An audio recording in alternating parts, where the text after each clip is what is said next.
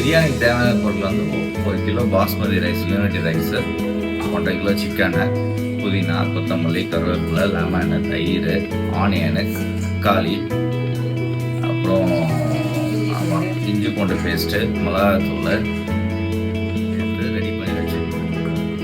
அதுக்கப்புறம் என்ன பண்ணணும், பிரியாணி செய்வது எப்படின்னு சொல்லி இந்த வளர்த்து நான் எப்படி சொல்லி கொடுக்கணும்.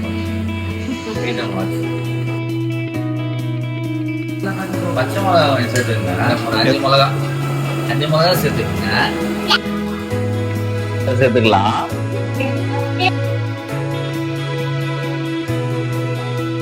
கொஞ்சம் கிளறிக்கலாம். லைட்டா ஃப்ளேம் ஏத்திக்கலாம்.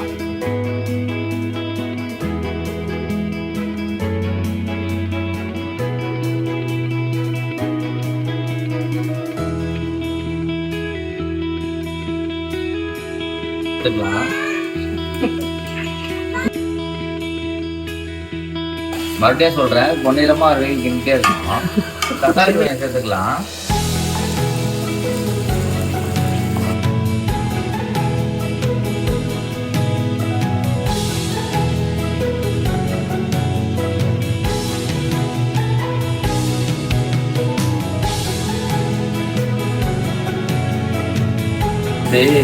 தம்பூஸ் பிடிக்கிறது கரண்டி பிடிக்கிறது கஷ்டம், கரண்டி பிடிக்கிறது தம்பூஸ் பிடிக்கிறது கஷ்டம்.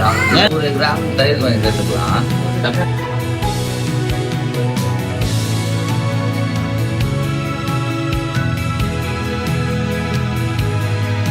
எனக்கு கிண்டி கைவலி இருந்ததுனால என்னோட அஸ்டடி இப்போ கிண்டுவாங்க. ஆடியன்ஸ் எதுவும் ஃபேன்ஸ் தப்பா இருந்துச்சு. வந்து 1.5 கிளாஸ் தண்ணி, இது KFC சீக்ரெட் மாதிரி தண்ணி நீங்க பார்த்து எவ்வளோனா ஊற்றிங்க, நான் சொல்ல மாட்டோம்.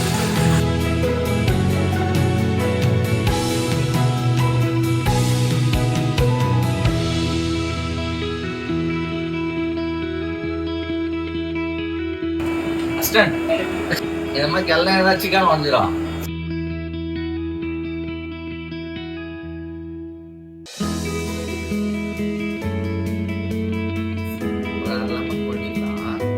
ஊத்திக்கலாம்.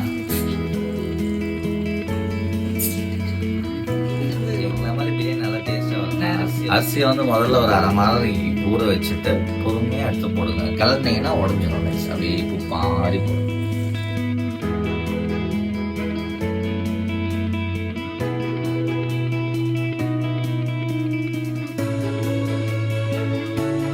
போட்டுடலாம். இப்போ கொதி வர வரைக்கும் நல்லா பிரியாணி கொதிக்க வச்சுட்டு இந்த பிரியாணி டேக்ஸுன்னு வடிவமைக்கப்பட்ட மூடி வச்சு மூடிக்கலாம்.